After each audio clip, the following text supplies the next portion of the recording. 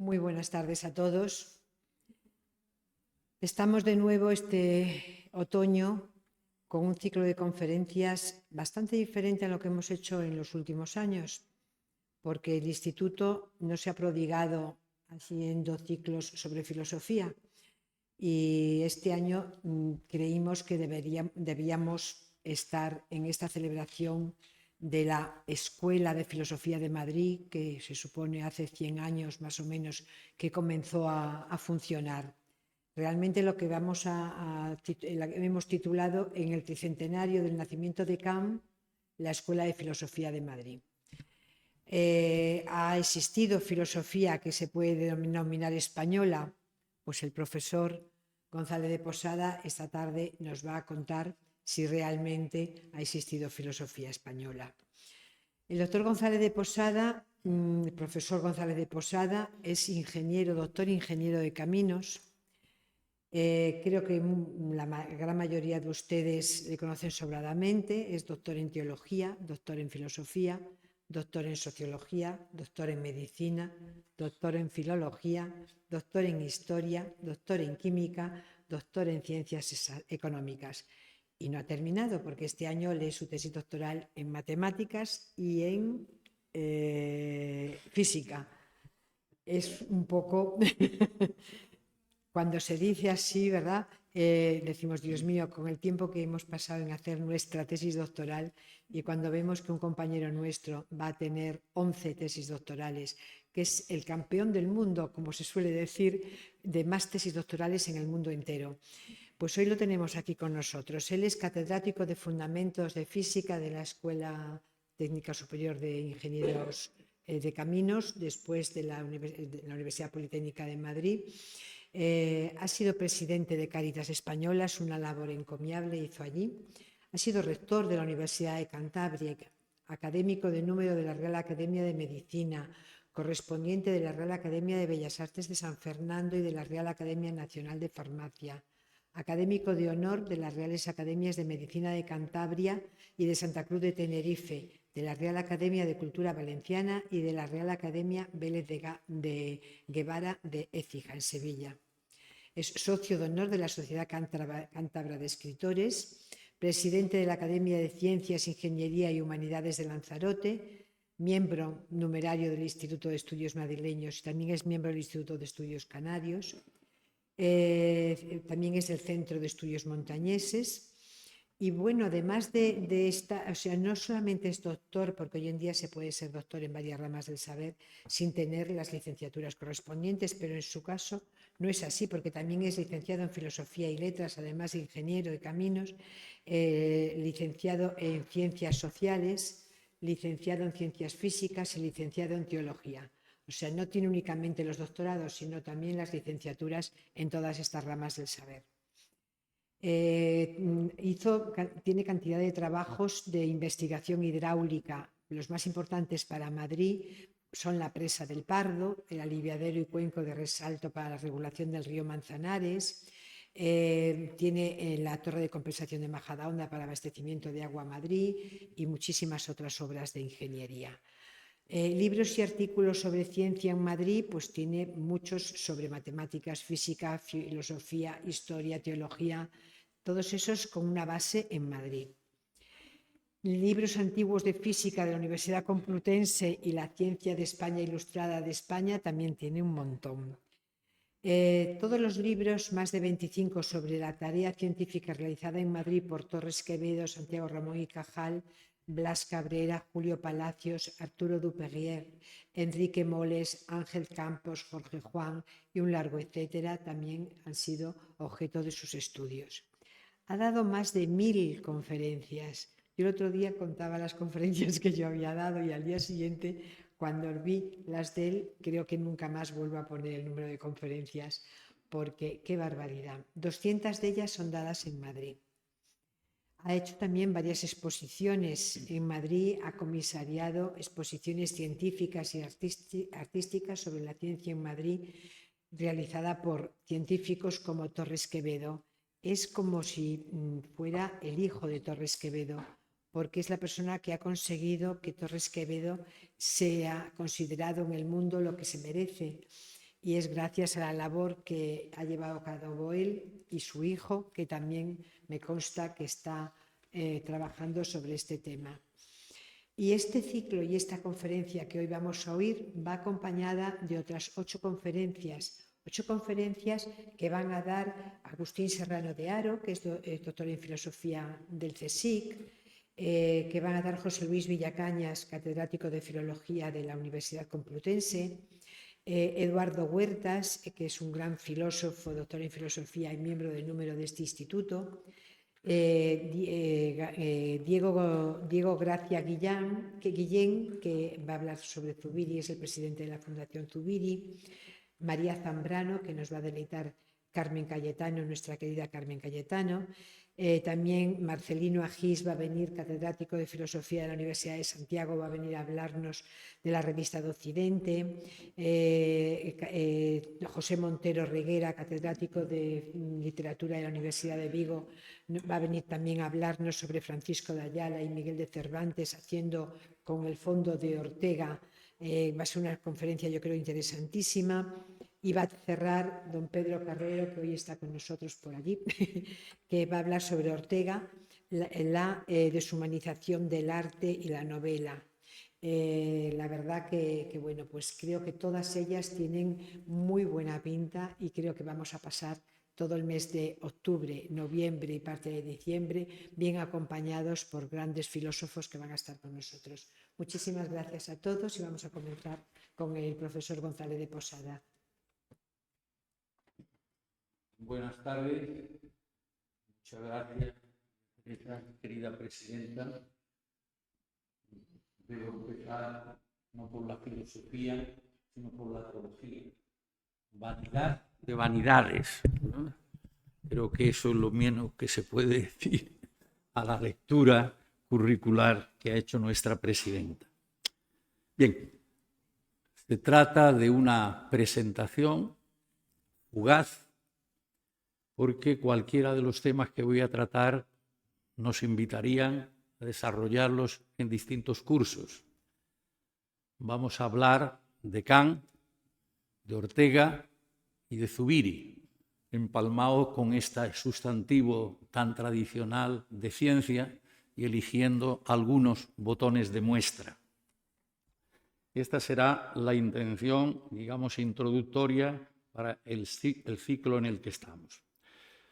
En primer lugar, vamos a coger la magnitud física, el referencial físico y lo que podemos considerar el problema más firme, más fuerte, más tradicional, permanente, al que se le han dado numerosas respuestas, pero el que todavía no sabemos qué es, qué fue, qué pudo ser y qué podría ser, no ya en sí mismo, que esto será muy difícil como veremos, pero sí al menos desde una perspectiva científica, prioritariamente física en el aspecto de la magnitud, de la que hablaremos ahora, y prioritariamente cosmológica en el punto en el que podríamos llamar filosofía de la naturaleza, filosofía primera, metafísica, como veremos en la conjunción. No aparece prácticamente en ningún libro, salvo quizá en alguno de los de la Escuela Española de Análisis Dimensional, la clara distinción entre lo que es el referencial tiempo en su caso y lo que es la magnitud física duración o intervalo temporio, a la que desgraciadamente también se llama tiempo. Con un único término lingüístico, tiempo, decimos dos cosas que tienen alguna breve relación, pero que ciertamente son bien distintas, ¿no? Bueno, yo tengo una brevísima construcción para que como impacto primero distingamos estas dos cosas y podamos después ver un poco más allá, ¿no? Si representamos en topología, una de las importantes ramas de la matemática, el tiempo, veremos la idea del tiempo como referencial. Y esto es muy sencillo a mi modo de ver. El referencial tiempo podemos ponerlo o considerarlo en correspondencia biunívoca con la recta real. Eso que decimos que va desde menos infinito a más infinito, tal como lo ven ustedes, desde el infinito hacia el más infinito, pondríamos en la pizarra, tal como lo tienen ahí. Ya esta es una mala expresión, deberíamos decir desde la menos eternidad hasta la más eternidad, para no confundir términos con lo que son referentes distintos. Pero con una obviedad, y es que el tiempo va siempre hacia el futuro. En consecuencia, pues suelo poner esta flechita inferior dentro de esa definición de la recta real que utilizamos en matemáticas. Lo importante es que nos quedemos con la flechita, o la flecha larga, ¿no?, que va desde la menos eternidad hasta la más eternidad. Y esto es lo que llamo el referencial tiempo. Bien, esto es la visión newtoniana y es también, solo que desde dos perspectivas radicalmente distintas, la kantiana. Bueno, pero normalmente a la hora de hacer historia o de historiar acontecimientos humanos, geológicos, del tipo que queramos, pues se pone un referente concreto, un punto, una cortadura que decimos en matemáticas o en topología. Y esa cortadura pues podría ser el nacimiento de Cristo, ¿verdad?, el inicio del imperio de Augusto o la Revolución Francesa, un punto origen, dentro de esa visión de eternidad menos a eternidad más. Bien, en este caso, pues lo único que tendríamos es un punto especial de referencia en el propio referencial. Pero resulta que desde no hace mucho tiempo, vamos a decir que también estamos celebrando el centenario, pues se decidió que es harto probable que todo lo que existe, cuando hablo de existir, en la clásica filosofía, es existir físico, es existir real. Todavía no nos hemos puesto de acuerdo, si es que alguna vez lo hacemos, para que los filósofos hablen de realmente físico y los físicos de físicamente real. No estaría mal si no confundiéramos tampoco estos términos, ¿no? Bien, pero si efectivamente todo lo que existe de lo que tenemos conciencia física o conciencia real, el universo, tuvo lugar en un Big Bang, pues entonces ya este referencial habría cambiado radicalmente. Ya no podríamos decir que estamos tratando del tiempo desde la menos eternidad hasta la más eternidad, sino desde un instante inicial, el Big Bang decimos en cosmología, pero eso sí, de momento abierto hasta la más eternidad o la eternidad futura. Bueno, estos serían entonces distintas perspectivas, para hacerlo muy sencillo, porque si nos metemos con la relatividad, que es mi gran afición, pues entonces todavía lo complicaremos más. Pero con esto creo que tenemos suficiente. Bien, después de esta visión, pues vamos a ver cómo se construye el otro concepto que sigue utilizándose el mismo término lingüístico, término. En el ámbito de la teoría de conjuntos, también teoría elemental matemática, pues podemos introducir lo que llamo la duración o las duraciones o los intervalos tempóreos, no tiempos. Y eso vamos a ver cómo lo hemos construido más conscientemente o menos conscientemente en nuestras físicas. Los explicitemos así o colaboremos a la confusión. Vaya a ver qué sencillo es. En el referencial al que nos hemos referido, que ya he dicho que es el newtoniano y el kantiano como referencial, pues resulta que podemos introducir un nuevo concepto, que es lo que hemos hecho, que llamaríamos, en teoría de las magnitudes, cantidad de tiempo o duración, como he dicho. Y esto ya se refiere a la cantidad de tiempo de un proceso, a un desarrollo, a un transcurso entre aconteceres, desde que pasamos la puerta hasta este momento. Eso es un transcurso, una duración tempórea. Muy bien, pues así podemos tener infinitos intervalos tempóreos o duraciones situados sobre esa recta real infinita, no solo con realidades concretas como las que están puestas ahí en ese dibujo, sino también como realidades imaginarias, posibles, reales e irreales, lo que hemos hecho en física con la magnitud tiempo, duración que debíamos llamar. Muy bien, pues por no complicar más la existencia, pero por lo menos para ingenieros, físicos y matemáticos, que a ver los haylos, aunque no lo creemos demasiadas veces, pues por lo menos que reciban también este pequeño impacto complementario. Si construimos el conjunto de las duraciones, pues sería este el conjunto T de las duraciones tempóreas. Todo un conjunto infinito de elementos de más o menos duración o longitud en ese segmento.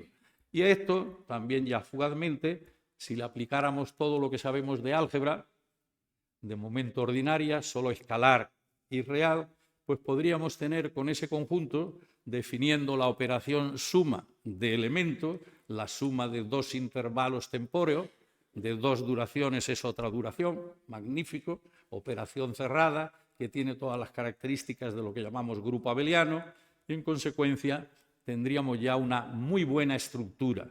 Pero además podemos hacer muy fácilmente multiplicar cualquier intervalo por un número real, por ejemplo por 3, por 3.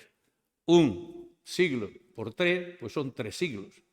10 minutos por 3, pues son 30 minutos, media hora. No nos crea ningún problema. Desde el punto de vista técnico, llegamos a la conclusión nada menos que este conjunto de intervalos tempóreos o de duraciones adquiere, porque así lo construimos en física matemáticamente, la condición de ser un espacio vectorial real unidimensional. Y con esto hemos construido, no conscientemente de manera sobrada, pero toda la teoría de las magnitudes físicas clásicas. Bueno, tenemos entonces ahí un referente. Vamos a ver a nuestro primer amigo, primer invitado filósofo de esta tarde, Kant. Obviamente es fugaz nuestro tránsito, como les digo, podríamos estar aquí todo un curso y bien extenso, pero en fin, las ideas que yo creo que pueden ser capitales. Vamos a referirnos en primer lugar, claro, a Newton. ¿Cómo recibe Kant a Newton? Newton, 1687, son sus Principia. La crítica de la razón pura, pues es prácticamente un siglo después, como veremos. Lo importante es la imagen que Kant nos lanza, que tiene de Kant y de su obra. Esto es lo que yo quiero destacar. Bueno, pues Kant, aquí he seleccionado una foto de Kant joven, retrato de Kant joven, para recordar que fue ante todo, sobre todo y primero que todo, profesor de matemáticas y profesor de física. Y va a tener muy fácil poder filosofar sobre estas cuestiones kantianas y mejorar notablemente a los principios de Newton en todas estas cuestiones. Bien, sobre los principios de Newton, 1687, pues el joven Kant va a construir los fundamentos de la crítica de la razón pura.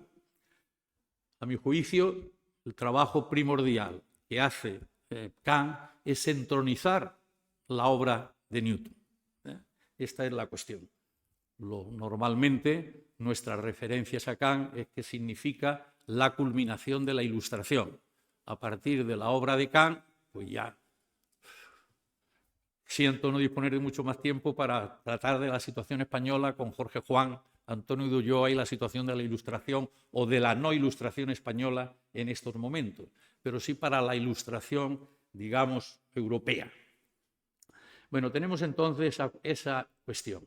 Bien, ¿y qué es la reflexión kantiana sobre este momento singular?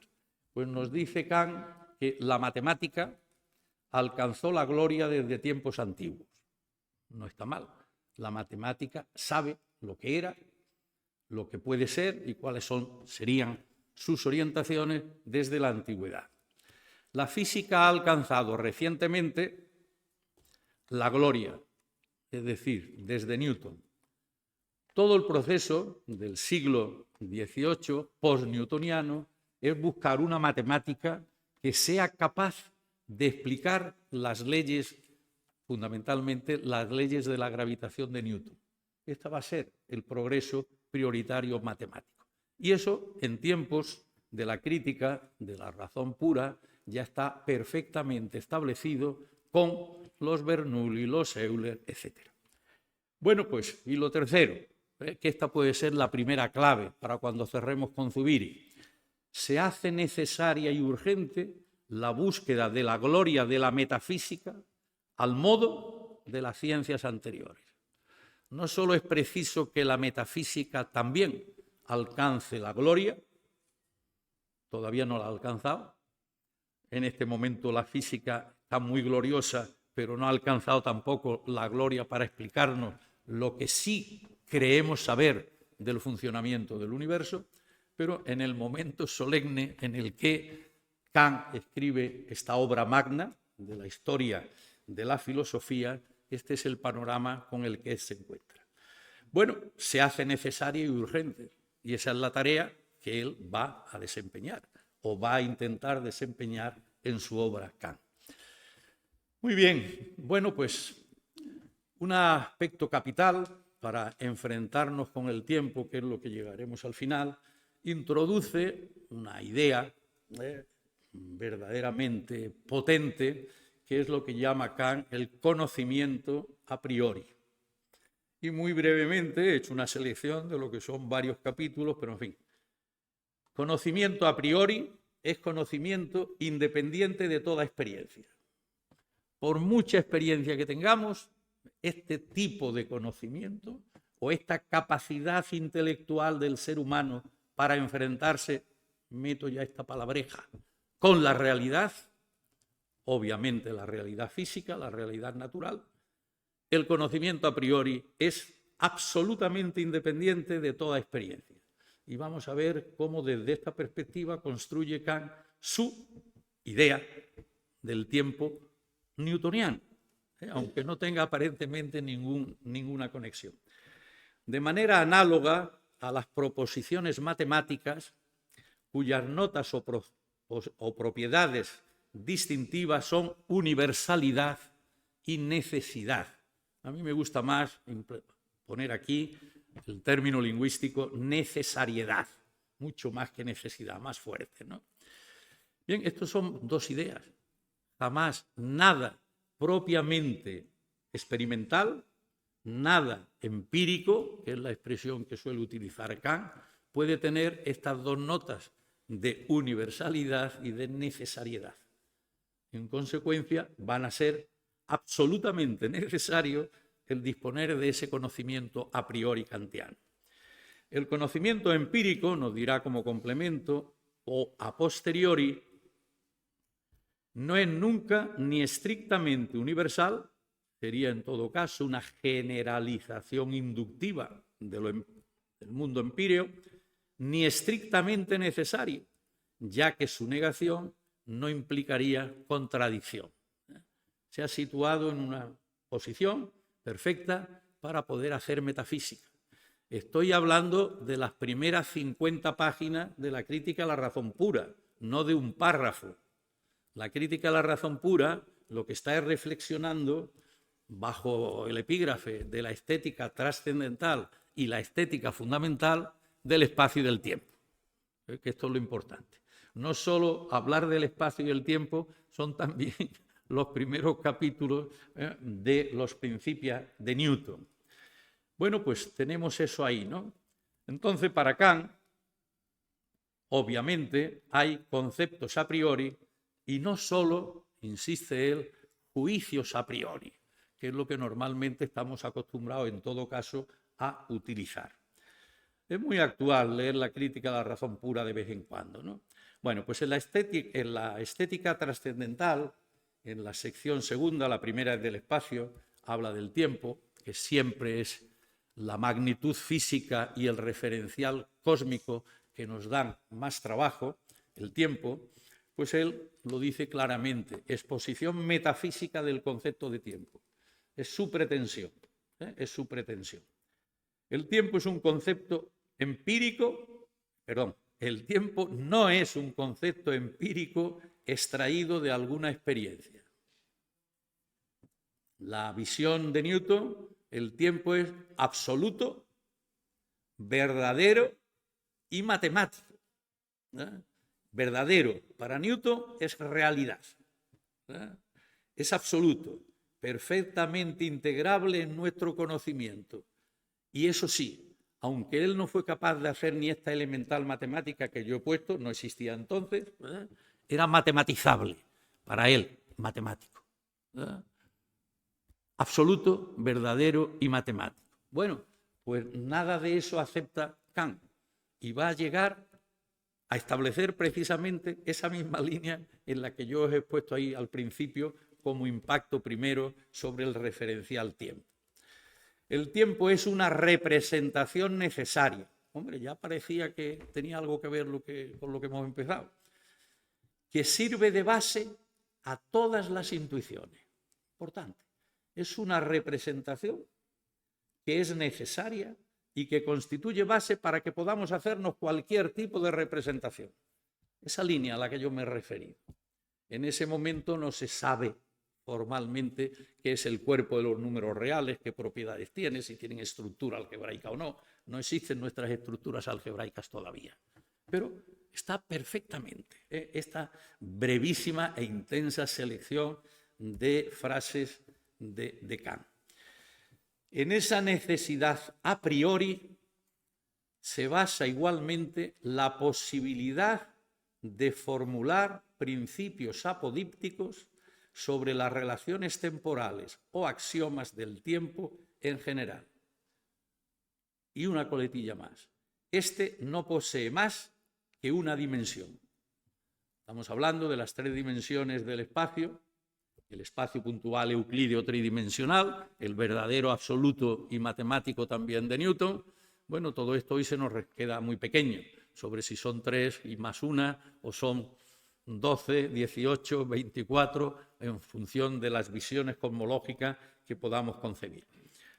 El tiempo no es un concepto discursivo o, como se dice, universal, sino una forma pura de la intuición sensible. Es muy importante. Absoluto, verdadero y matemático. Forma pura de la intuición humana, intelectual, sensible. Lo dejamos aquí, que cerraremos con la visión de Zubiri sobre esta misma cuestión.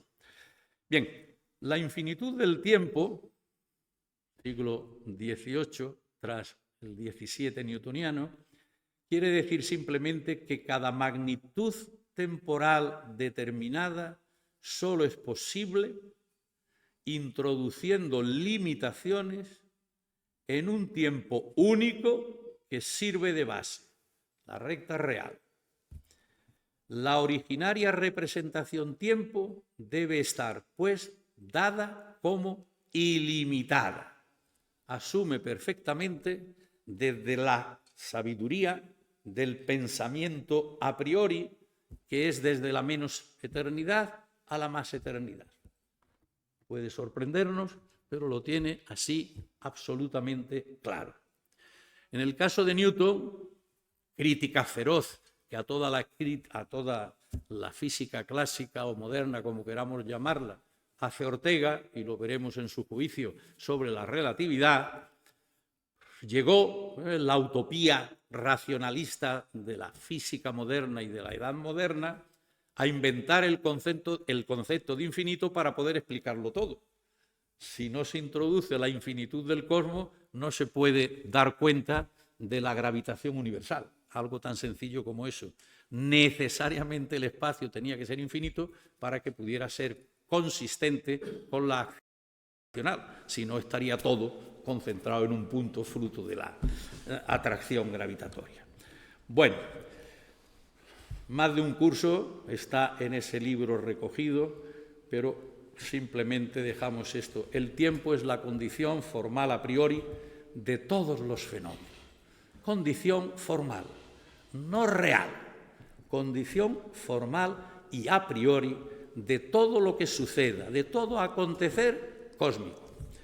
Bueno, suficiente. Vamos entonces a aproximarnos también fugazmente a la obra de mi querido Ortega, al que le dediqué la tesis doctoral en sociología, bueno, haciendo ver que había sido posiblemente el más grande de los sociólogos sin necesidad de ser sociógrafo, que hoy sin hacer estadísticas y encuestas parece que no es posible hacer sociología. Y la capacidad vital y sensible de Ortega para captar los fenómenos sociales y la realidad social en general es capital. Bueno, pues una de las obras más completas que tiene a mi juicio es cómo se reproduce, cómo analiza y cómo critica la física moderna. Bueno, unas notas también brevísimas para que en esta sesión primera pues demos ya cabida a lo más, digamos, solemne de eso que estamos llamando la Escuela de Madrid. Respecto a la física clásica, pues creo que es suficiente con recordar esto. La ciencia, en carácter general, cuando está hablando en sus variadas obras sobre la ciencia, forma especial de creencia. Esto es un palo a la ciencia dentro de lo mucho que va a dar. Que no se crean los científicos que todo lo que tienen, o que todo lo que tenemos, es sabiduría, es saber. A mí, estos rinconcitos de aquí, que me rinden el honor de asistir a todos los cursos durante varios años a Laredo, sabe que siempre digo, cada vez que diga sabemos, estoy diciendo creemos saber. Bueno, pues esto es importante. Ortega nos lo ha dicho muy claro. Creíamos saber con Newton que ya lo sabíamos todo. Pues sí que sabíamos todo. Hemos creído con Einstein que ya lo sabíamos todo. Pues sí. Hemos creído con la física cuántica que ya... pues sí, pues no nos quedan todavía cosas por saber. Tenemos unas teorías extraordinarias, muy poderosas, muy ricas intelectualmente, bien elaboradas matemáticamente, pero que con eso ya tengamos conocimiento de la realidad, todavía estamos muy lejos. Este puntito no está mal que nos lo refresquemos de vez en cuando. Es una forma especial de creencia, pero es especial, no es creer cualquier cosa. Aquí está la importancia de la ciencia. La ciencia es sabiduría. Lo que pasa es que es una sabiduría parcial, una sabiduría histórica, una sabiduría a la búsqueda de más sabiduría o más conocimiento. Bueno, otra idea capital es ahora desde la perspectiva sociológica occidental. La física es la ciencia por excelencia.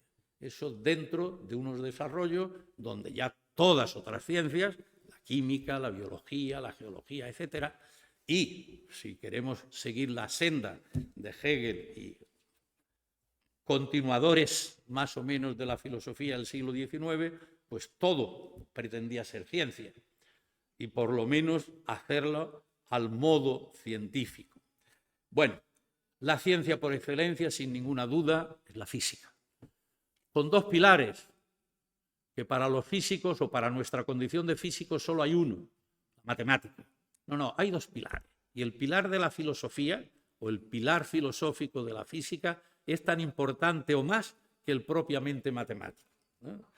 Mis libros, si se distinguen en algo, digamos, de los generales, es que todos ellos tienen 4, 5, 6, 10 lecciones previas a que pongamos la ley fundamental de la dinámica o la ley de la gravitación universal, para que podamos ver qué son las magnitudes que vamos a utilizar, qué valor tienen las leyes, etcétera, ¿no?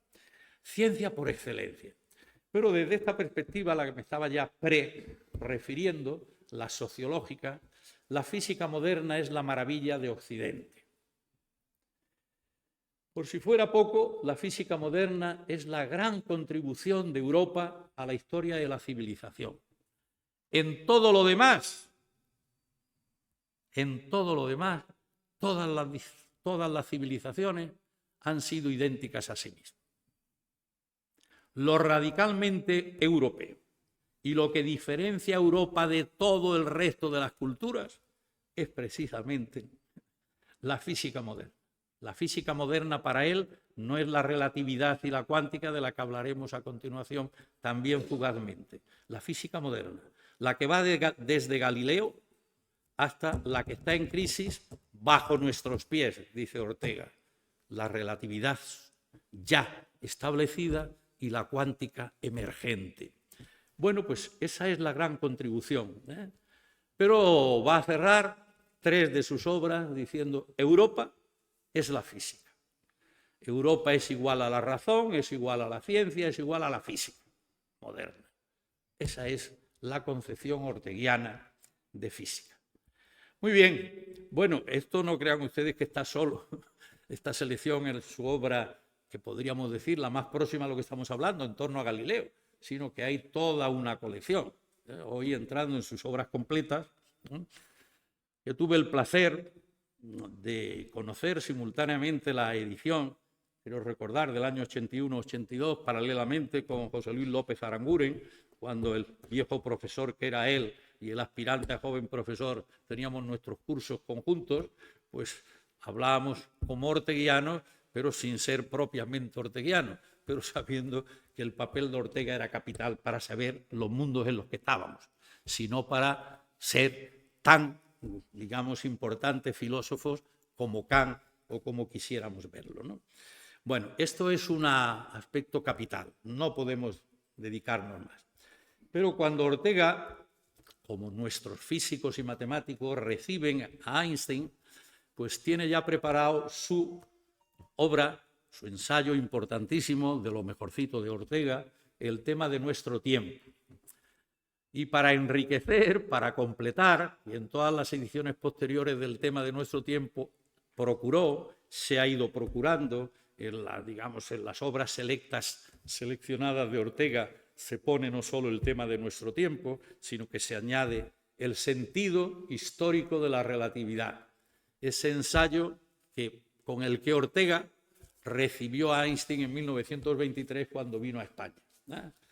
Bueno, pues sobre eso hemos escrito también algún librito, pero bueno, vamos a ver un poco el aspecto sociohistórico y la valoración que hace Ortega de la teoría de la relatividad. También píldoras. El sentido histórico. La teoría de la relatividad es el hecho intelectual de más rango que el presente puede ostentar. Hecho intelectual de más rango. Mundial.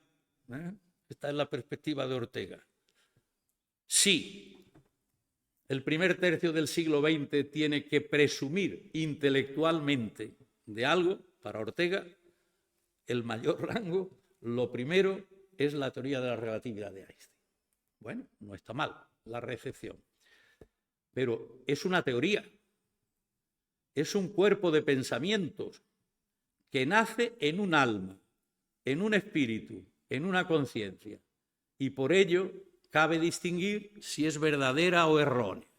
Después del piropazo, vamos a poner el freno. Vamos a poner el freno. Esto es muy orteguiano. Un poco también como los adverbios que a mí me gusta introducir. Aquí no tenemos tiempo hoy de casi nada. Pero bueno, creo que por lo menos el impacto que debíamos poner en esta primera lección sí quedaría, ¿no? No pretende estudiarla, digo yo, ni explicarla, ni criticarla, ni justificarla. Solo pretende, palabra suya, filiar la nueva especie. Y con este carácter pretende descubrir el sentido histórico. Este hecho intelectual de más rango, ¿por qué? ¿Para qué? ¿A qué se debe? Bueno, lo que esta es como fenómeno histórico. Nos dice él, la orientación que revelan esas tendencias marcará el rumbo de la historia occidental. Estamos en el período interguerras, europeas o mundiales, como queramos llamarlas. Bueno, esta es la perspectiva de él. Señala lo evidente y trivial que el triunfo de esta teoría influirá sobre los espíritus, imponiéndoles determinada ruta, pues así mejor destacar su sentido histórico. Va a poner esta apostilla. Lo interesante es lo inverso, porque los espíritus han tomado espontáneamente determinada ruta, ha podido nacer y triunfar la teoría de la relatividad. Qué biyección entre el fenómeno sociohistórico del mundo en el que está y el impacto tan impresionante de la teoría de la relatividad. Bueno, prolonga estas líneas un poco más allá, pero como no quiero cansarles, bueno, en nuestra pequeña obra en torno a Einstein, pues hemos hablado a fondo de esta contribución tanto de Ortega como de Zubiri, y las ediciones en castellano por primera vez de la teoría de la relatividad especial que en 2005 no existían después de 200 años, después de 100 años, perdón, no existían. Bueno, lo importante es cómo ve Ortega la teoría de la relatividad, no solo desde esa perspectiva sociohistórica. Aquí hace filosofía y critica filosofía. Lo primero, fijaos qué relevancia tiene esto. Lo que detecta Ortega en la teoría de la relatividad va a decirnos el primero y sobre todo absolutismo.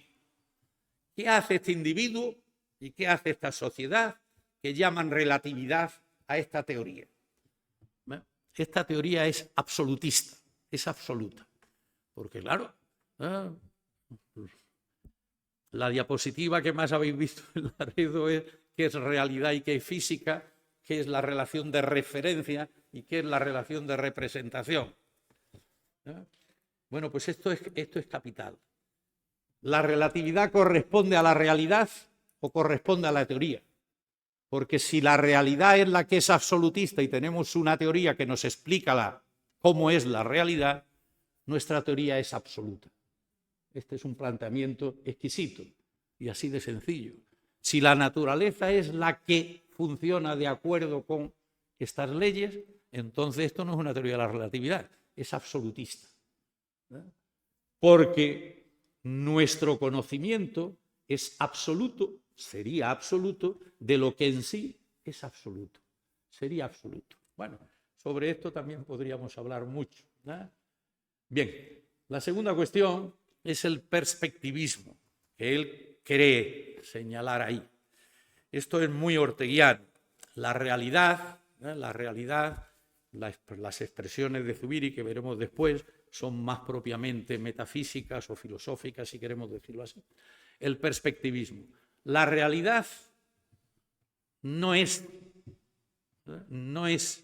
una sola desde todas partes y orientada ella a todas partes. La realidad para Ortega es enormemente compleja y ofrece una cara, otra cara, otra cara, otra cara, como algo inherente a la realidad. El ofrecer perspectivas. Por si fuera poco, el observador también tiene una perspectiva o varias perspectivas. Y no es solo que podamos ponernos en un extremo, en otro extremo, al norte o al sur, delante o detrás, sino que también hay perspectivas ideológicas, perspectivas intelectuales. En consecuencia, ante una realidad que lo es, sobre todo, multiplicidad de perspectivas y una posibilidad de conocer que asimismo es también múltiplemente orientado en una u otra perspectiva, él nos va a decir que la teoría de la relatividad también nos hace ver un claro perspectivismo. Bueno, y claro, el tema capital, como no, pues va a ser el tiempo y el espacio. Y aquí aprovecha Ortega. Tiempo y espacio vuelven contra la tesis kantiana, no contra la visión newtoniana, contra la tesis kantiana, a ser formas de lo real. Dentro de todas esas perspectivas que puede ofrecernos, tiempo, espacio, energía, materia, constantes universales, bueno, no hace falta que continúe con todo lo que manejamos en física, ¿no? Muchas perspectivas y muchas teorías diferentes para enfrentarnos a cualquiera de esas perspectivas. No, el perspectivismo contra el tiempo y el espacio kantiano y newtoniano, podemos decir, pues resulta que vuelven a ser formas de lo real. Para Einstein, el tiempo y el espacio han dejado de ser el tiempo y el espacio para ser propiedades del nuevo universo einsteiniano, de tal manera que el universo sea tempóreo, propiedad del universo, y el universo sea espacioso, o que la espacialidad es una propiedad del universo, la temporeidad es una propiedad del universo, pero el tiempo y el espacio han dejado de existir. Han dejado de existir. No son formas de lo real, ¿no? Esto es importantísimo.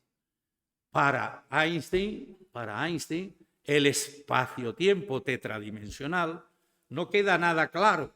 Esa es una de mis críticas. Si está hablando de un referencial tetradimensional o solo de un esquema matemático subyacente en el que las duraciones pueden medirse. Ahí hay una confusión intelectual en el pensamiento de la propia teoría de la relatividad, claro. Bueno, la tercera nota que considera Ortega, que él detecta en la relatividad, es el antiutopismo o antirracionalismo. No entiendo muy bien la crítica a la física moderna, sí, pero que esto sea una nota de la relatividad, difícil, ¿no?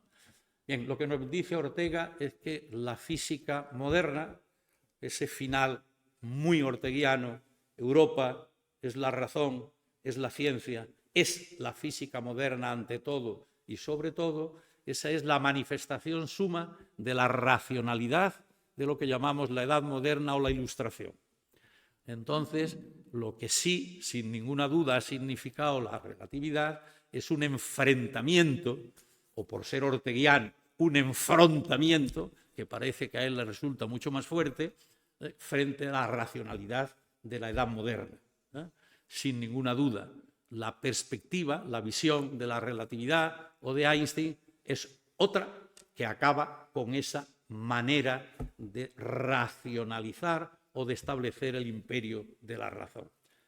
Que dice Ortega que eso ha llegado ya a su extremo, lo veremos después, a la ucronía, la máxima expresión de la utopía, ¿no? Bueno, seguiríamos, pero el reloj, claro, el reloj no nos deja. Un cuarto de hora me habéis gastado entre lo uno y lo otro, ¿eh? Bueno, en consecuencia, hasta ahora el papel de la geometría, dice él, de la pura razón, era ejercer una indiscutible dictadura. En el año 23 todavía no tenemos física cuántica. Hay unos primeros apuntes de lo que unos llaman física nueva, otros física atómica. Todavía no se podía hablar de física nuclear tampoco, pero faltaban 3 años para que se establecieran los principios básicos de la física cuántica o de la mecánica cuántica. Bueno, pues la pura razón, ya desde esta perspectiva orteguiana de la relatividad, pues queda fuera de lugar en el ámbito de la ciencia moderna. Bien, otra nota, y esta sí es clarísima, el finitismo. El mundo de la razón, el mundo de la Edad Moderna, el mundo de la física clásica, había sido el de la infinitud. ¿Recordáis la línea de la menos eternidad a la más eternidad o del espacio triplemente infinito? Bueno, pues eso se ha ido ya, ha pasado a la historia. El universo y todo se presenta ya como finito. Y ese todo como finito, atención, lleva implícito, en primer lugar, nada menos que la velocidad de la luz, que va tan despacito la pobre que solo recorre 300.000 kilómetros por segundo. En el sistema internacional de unidades, 300 millones, si lo ponemos en metros. Pero bueno, no quiero hacer más reflexiones y menos sobre la E igual a mc2, que tendríamos que elevarlo al cuadrado para ver entonces, a pesar de esas cuantías o de esas cantidades, el universo de Einstein y desde entonces el nuestro, tal como la física lo conoce, todo lo que sea, hace solo 4 días que he dado esa conferencia, todo lo que sea hablar de universos preexistentes o de universos simultáneos o coexistente con el nuestro o universos paralelos, todo eso es ficción o es pensamiento, con todo el razonamiento que queramos desde nuestra física y con ejercicio formal filosófico. Pero la física no solo no sabe nada, que no sabe nada, sino que sabe que no puede saber nada. Y los saberes negativos son los saberes más preclaros, más exactos. Desde la física sabemos hoy que no podemos saber nada anterior al Big Bang. Y desde la física sabemos hoy que no podemos saber nada fuera de nuestro universo porque no podemos conocer ni siquiera los límites del universo. Importante saber cuáles son las cortapisas en las que está nuestra ciencia. Pero lo que sabemos, esto sí, tenemos que estar muy contentos de todo lo que sabemos. La historia del universo nada menos, que bien que la explicamos, y necesitamos 10, 20 días para poder explicar la historia del universo con lo que sabemos. Pero sabemos también lo que no sabemos. Bien, la finitud, esto sí es una ruptura con toda la ciencia y la filosofía de la edad de la razón. Bueno, tenemos que pasar, pero por lo menos ya él, ante las noticias que van llegando de la física cuántica, pues hace ver que hay otras tendencias profundas. Aquí se equivoca, estas tendencias son de la todavía no nacida, pero sí ya emergente física cuántica, el discontinuismo, todas las magnitudes físicas de la física clásica y de la relatividad son funciones continuas y funciones reales, de variables reales, continuas. Bueno, esto se ha acabado, esto se ha acabado en la física cuántica. Y se ha acabado también el principio general de causalidad.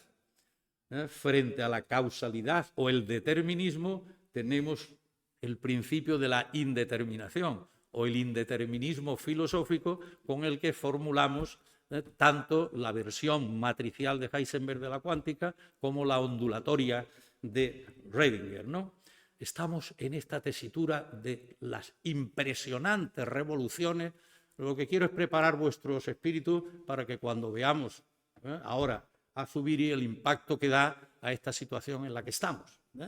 Bueno, Ortega, en su, vamos a llamar, autoexilio argentino, nos dejó un ensayo precioso, por lo menos citado, ¿no? Bronca en la física. Esto ya es del año 37. 4 artículos en el periódico La Nación de Buenos Aires. ¿Qué hacen los físicos?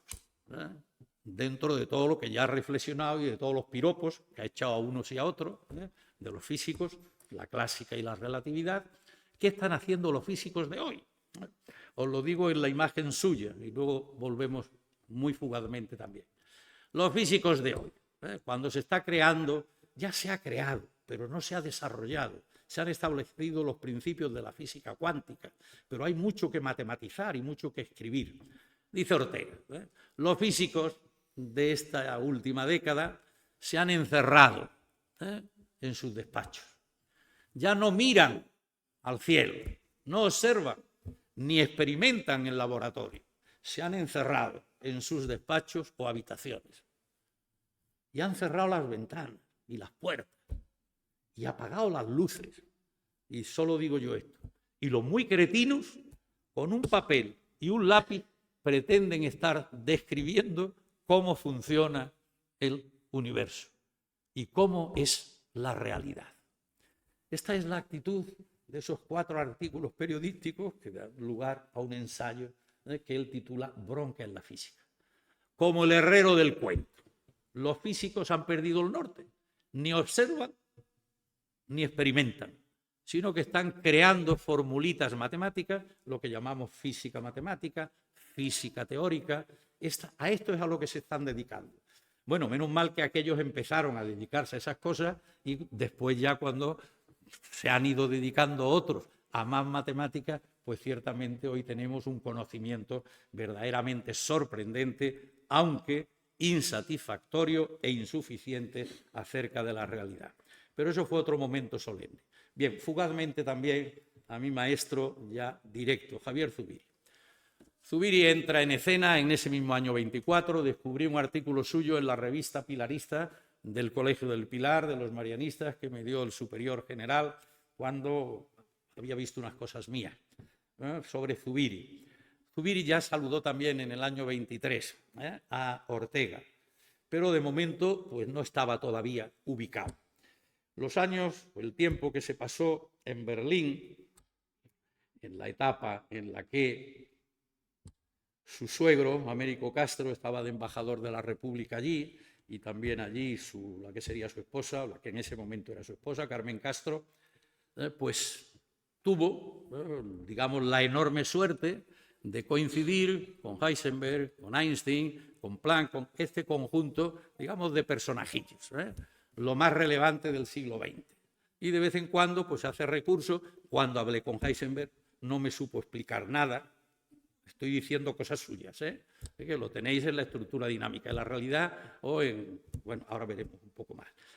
Expresiones de esta. Pero quedó totalmente impregnado. Impregnado.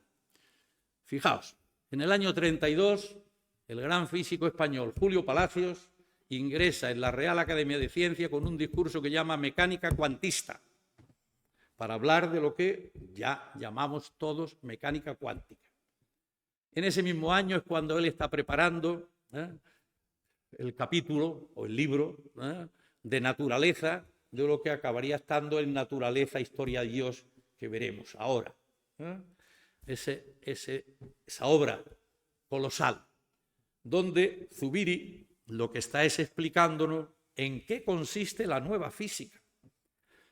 En el año 32 es cuando, de manera misteriosa o milagrosa, los premios Nobel en el año 32 se da a Heisenberg y en el 33 se da a Schrödinger y a Dirac, los tres creadores de la física cuántica. En el año 22, aunque correspondiendo al 21, cuando le dan el premio Nobel por fin a Einstein, no se atreven a dárselo por la teoría de la relatividad. Hasta hace 2 años no se han atrevido a dar a un físico teórico. A Penrose se le ha dado el premio Nobel por primera vez en la historia a un físico matemático o un físico teórico. Bueno, pues en el año 32 y 33, obras que van del 26 al 28 en sus inicios, y cuando todavía no se ha descubierto el neutrón, ojo, y todavía no se sabe absolutamente nada de lo que sería física nuclear, ya está Zubiri escribiendo lo mejor que hay escrito, y yo me atrevería a decir que hasta ahora, sobre cómo se va introduciendo la física cuántica y qué es lo que él llama la nueva física. Ya esto no es la relatividad, ya la relatividad está bien establecida, no le interesa a Zubiri. Bueno, pues va a hablar él de la nueva mecánica del átomo. Esto es una nueva mecánica. A fin de cuentas, la relatividad seguía siendo casi lo mismo que la física clásica.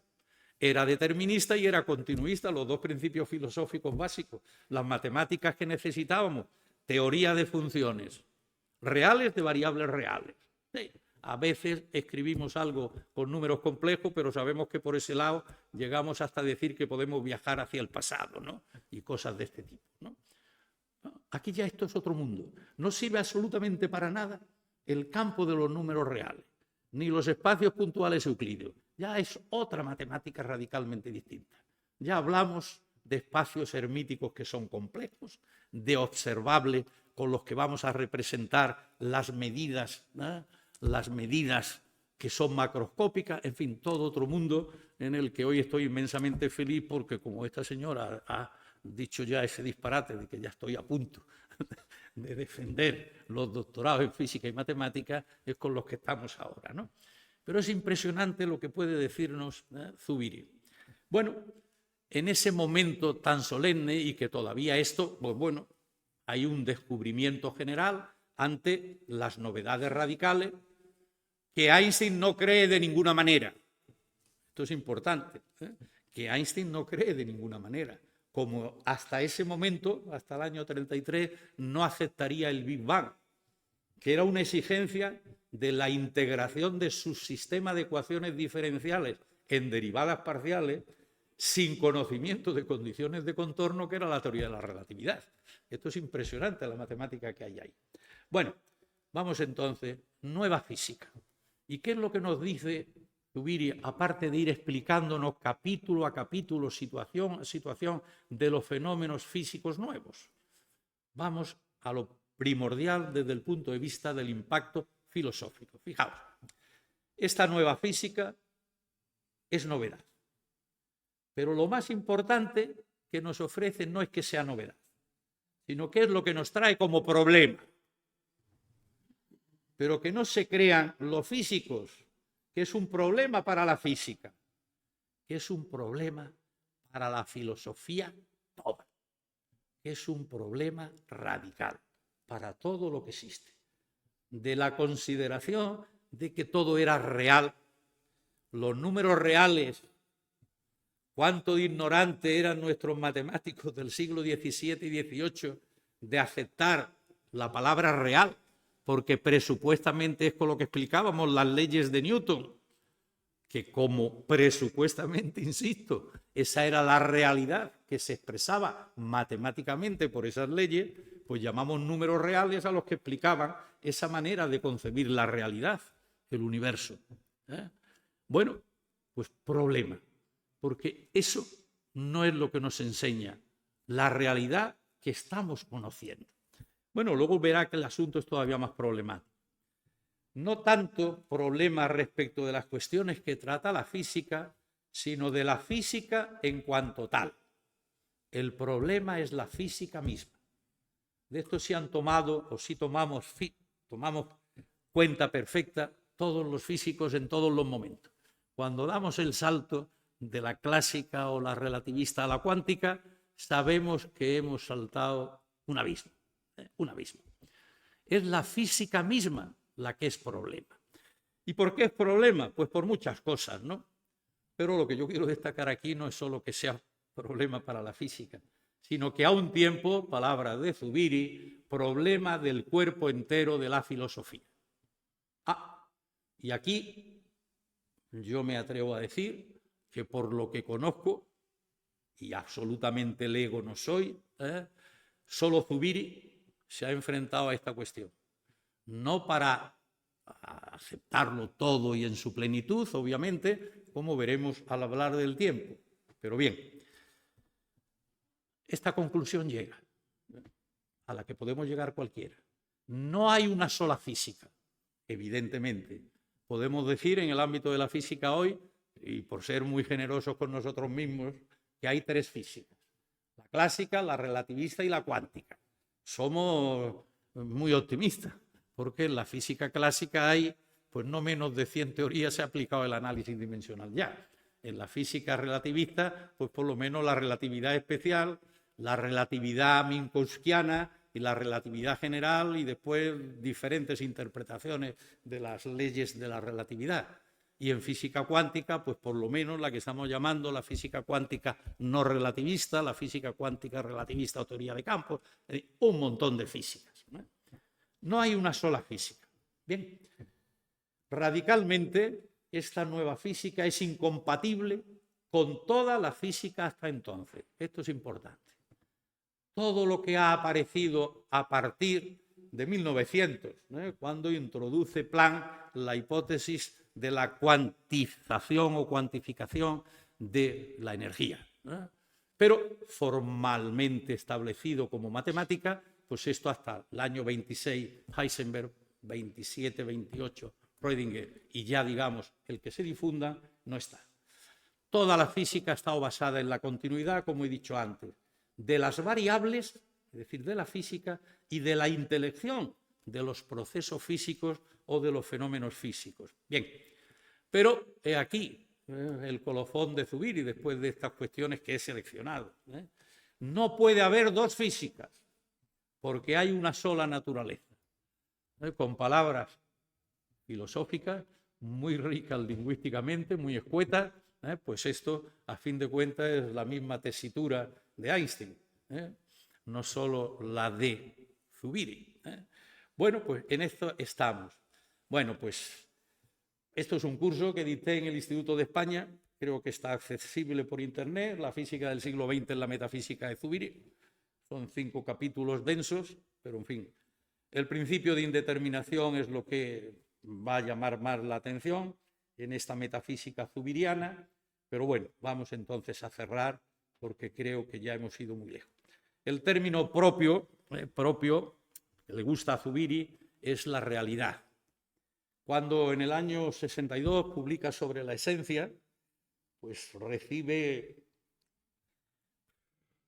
digamos, un abanico de críticas feroces, como si la naturaleza se nos presenta como dinámica, que es esta nueva metafísica que va a iniciar ya la vida madura, Zubiri, pues nos hace ver que no, que la esencia pues se parece muchísimo o casi es lo mismo que el antiguo ser.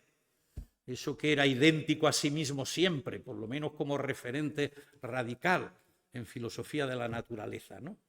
Bueno, pues eso ya después, para contestar a tanta crítica, pues escribió lo que para mí es la mejor obra de Zubiri, solo que no tiene esta consideración por mis colegas filósofos, que es la estructura dinámica de la realidad.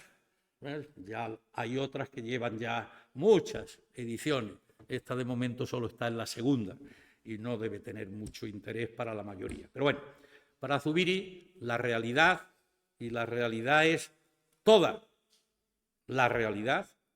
Estamos hablando de la realidad física, la realidad cósmica. Para Zubiri hay tres tipos de realidad diferenciadas claramente para su metafísica: la realidad cósmica, la realidad divina y la realidad humana. Aquí estamos hablando de ciencia y filosofía, la realidad cósmica. Bueno, pues para Zubiri toda realidad, la toda, que es el universo, como cualquiera, cada uno que piense en sí mismo, creo que es el ejemplo más relevante, es emergente. Lo mismo vale para cualquier planeta, cualquier estrella o cualquier ente real con minúscula. La realidad con mayúscula, el cosmos todo, cualquier realidad con minúscula, cualquiera de nosotros. Que cada uno piense en sí mismo, en su naturaleza emergente. El momento en el que un espermatozoo de nuestro padre, digamos que se fusiona con un óvulo de nuestra madre biológica. Emerge una nueva realidad. Y digo yo con palabras de Zubiri, esa realidad que es cualquiera de nosotros como ser vivo, o la Tierra o el universo entero, es una realidad, con palabras no se las chaquemos a él porque son mías construidas sobre él. Toda realidad está dejando de ser, verbo, el ser sustantivo, que es verbo, para ser, verbo, otro ser. El concepto de ser pasó a la historia. Por mucho que hayamos tenido ahí un interregno con el ser y tiempo, que no sabe uno dónde se está peor, sin el ser o en el tiempo, del que pasa por ser el mayor, me ahorro el nombre, ¿no? El mayor filósofo de nuestro siglo. Bueno, pues ahí tenemos. Para Zubiri, el ser o lo ser es mera actualidad de realidad. Lo existente es la realidad o las realidades. Y ahora, si lo repito ahora, ya lo entendemos mucho mejor. Toda realidad deja de ser. El ser, que es mera actualidad de realidad, una actualidad, para ser otro ser, otra mera actualidad de esa realidad que es Juan Pérez de la Hidalga, o el planeta Tierra, o la galaxia Andrómeda. Impresionante. Las reflexiones de Zubiri sobre el universo y sobre la realidad, bueno, pues es emergente. Segundo, tenemos que ver toda realidad no por sus propiedades, porque las propiedades en sí mismas no existen. Se ha creído la relatividad que existe el tiempo, y no digamos la física clásica, no. Lo único que existe es la unitariedad básica de la realidad, que tiene notas de la realidad, pero que esas notas de no son independientes, ni tampoco, añado yo, independizables. El universo es tempóreo, no está en el tiempo, o por lo menos la física no sabe que esté en un tiempo que no sabemos que exista. El universo no está en el espacio, el universo es tempóreo y el universo es espacioso. La espaciosidad fue la propiedad primera que necesitó nuestro universo después del Big Bang para que en esa espacialidad o esa espaciosidad, lo que llamamos el inflatón o la gran inflación, pudieran tener a continuación lugar todos los otros aconteceres para que ese prólogo de universo que presupuestamente tuvo su origen en el Big Bang fuera adquiriendo todas las otras realidades o todos los otros meras actualidades de la realidad o todos esos sucesivos seres en el universo, todos estos seres que no estábamos aquí al principio. Bueno, pues lo fundamental es la unitariedad de las notas de, o la sustantividad es eso, porque toda realidad es estructural, con notas de la unitariedad, digo yo, de la unicidad en la unidad que dice Zubiri, notas de en tanto que respectividad. Pero lo que es más importante es que para toda realidad nos ha dejado perfectamente claro Zubiri, y hasta ahora lo mismo en biología, el ejemplo que he puesto, que en física, esto es así. La realidad, toda realidad, es intrínsecamente dinámica. Por sí, desde sí, y si queremos prescindir de otros ámbitos, y para sí, toda realidad, dice Zubiri ahora, de suyo da de sí. El desde sí, por sí y para sí, eso es mío, no se lo saquemos a él. De suyo da de sí. Es una unitariedad estructural que está dando de sí, de suyo, como una propiedad de ese sí mismo. Pero hasta aquí me he quedado corto, porque esto es lo que a mí me gusta llamar la respectividad intrínseca de las notas. Aquí sí que entra perfectamente los conceptos de la relatividad. El tiempo no existe, el espacio no existe porque son meras adjetivaciones del universo. Pero lo que sí están es respectivamente. Claro, esas preciosas ecuaciones de la relatividad general en las que están integradas las variables, vamos a llamarle así, que ya dejan de tener ese sentido, tiempo, espacio, y obviamente las constantes que se metan y materia-energía que está, expresiones clásicas que usamos, la materia-energía está condicionando cómo es el espacio a su alrededor, o el espacio-tiempo está diciéndole a esta onda cómo tiene que moverse. La doble interacción del espacio-tiempo con el resto de las realidades o qué es lo que está sucediendo entre ellas. No, pero tan importante o más importante que esta, atención a esta segunda cuestión, que no queda absolutamente clara en la estructura dinámica de la realidad, pero sí está subyacente. No, uno. El otro punto. Todas las realidades con minúscula son notas de la realidad con mayúscula. Ahora yo estoy hablando y estoy molestando sus oídos, sin ninguna duda. Espero que esté animando a su cerebro para que dediquen después a pensar un poquito más. O lo que es lo mismo, no somos autónomos ni independientes. Todas las realidades son mutuamente respectivas. Y solo un ejemplo cósmico. La Tierra sin el Sol no es Tierra. Yo cada vez que oigo a alguien que quiera hablar de la Tierra prescindiendo del Sol, pero ¿cómo se puede hablar de la Tierra sin el Sol? Pero ¿se creen ustedes que la Tierra sería Tierra sin el Sol? Se necesita la estrella para orbitar, para estar iluminados, etcétera, etcétera, etcétera, etcétera. Pues esto es lo que ocurre con todo esto. ¿Nos creemos que la Tierra es Tierra? Esta mano está siendo atravesada por millones de neutrinos que nos vienen del cosmos. Todavía, desgraciadamente, porque no los conocemos, no nos vienen del Big Bang. Detrás de ellos estamos. Pero está todo. Bueno, como me riñen con razón, la estructura dinámica de la realidad, yo lamento, pero bueno, dejo esto para que lo tengáis ahí los que vean. Me gustaría hablar del tiempo en Zubiri, pero lo dejamos aquí. Bueno, pues después de todas sus magníficas, extraordinarias elucubraciones metafísicas, va a llegar Zubiri a una conclusión extraordinaria. Con lo bonito que era ese tiempo con el que yo he empezado hoy, newtoniano y kantiano. aunque nos lo haya desmontado, ¿no?, Einstein, bueno, pues después de todas estas elucubraciones y de toda la estructura dinámica de la realidad, y qué es el dinamismo de la variación, qué es el dinamismo de la alternancia, qué es el dinamismo, y qué es el tiempo, y qué es el tiempo, se pregunta, pues nos va a decir algo verdaderamente colosal. El tiempo es, al modo newtoniano, solo que otra cuestión, modo del devenir. La realidad por sí y desde sí deviene. Palabra, un léxico riquísimo, extraordinario, deviene.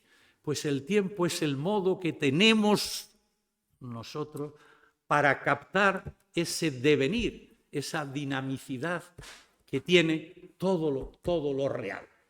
Bueno, pues entonces, muchísimas gracias. Creo que por lo menos he dicho unos cuantos disparates sobre Kant, sobre Ortega y sobre Zubiri. Muchísimas gracias.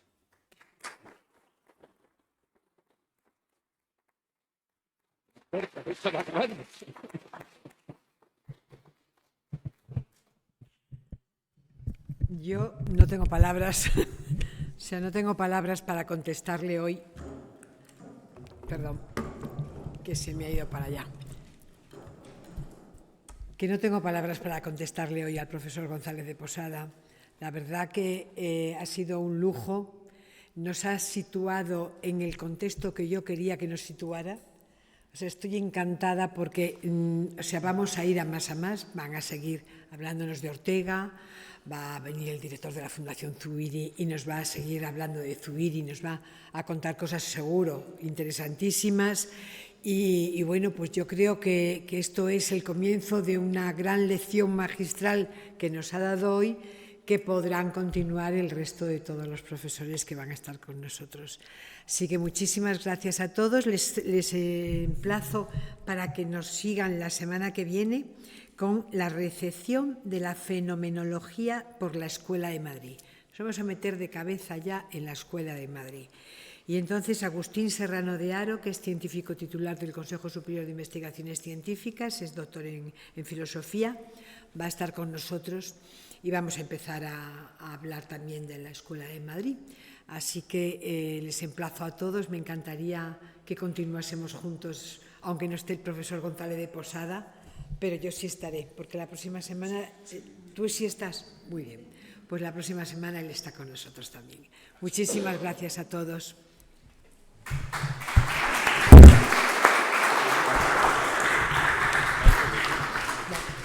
Si alguien quiere hacer alguna pregunta, les podemos dejar 5 minutos todavía de coloquio. ¿Quiere alguien preguntar algo? He cortado. Es que nos hemos pasado bastante de la hora. A disposición, como sabéis, creo que la mayoría tenéis teléfono y hoy por internet se capta todo lo que se quiere. Muchísimas gracias otra vez.